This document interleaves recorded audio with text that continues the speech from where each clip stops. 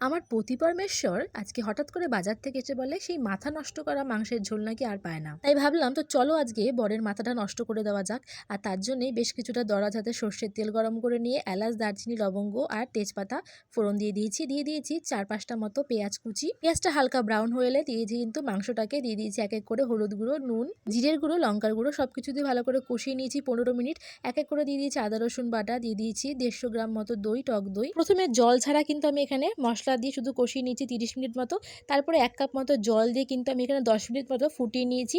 তারপরে দিয়ে দিয়েছি কিন্তু প্রেসার কুকারের মধ্যে প্রায় মাংসটা ডুবে যায় সেই অনুযায়ী জল দিয়ে দিয়েছি 1 চামচ গরম মশলার গুঁড়ো, 1 চামচ কিন্তু জায়ফল জয়িত্রীর গুঁড়ো, আর দিয়ে দিয়েছি হাফটা লেবুর রস, দিয়ে দিয়েছি ভেজে রাখা আলু। আমি একটা আলুকে কিন্তু দুভাগ করে কেটে নিয়েছি আর তারপরে দেখো দুটো সিটি দিয়ে নিয়েছি। আর তাহলেই কিন্তু রেডি হয়ে গেছে আজকে আমাদের প্রেসার কুকারে পাতলা খাসির মাংসের ঝোল। তো বন্ধুরা, কেমন লাগলো তোমাদের রেসিপিটা অবশ্যই কমেন্ট করে জানিও। রেসিপিটি ভালো লাগলে অবশ্যই চ্যানেলের সঙ্গে থেকো।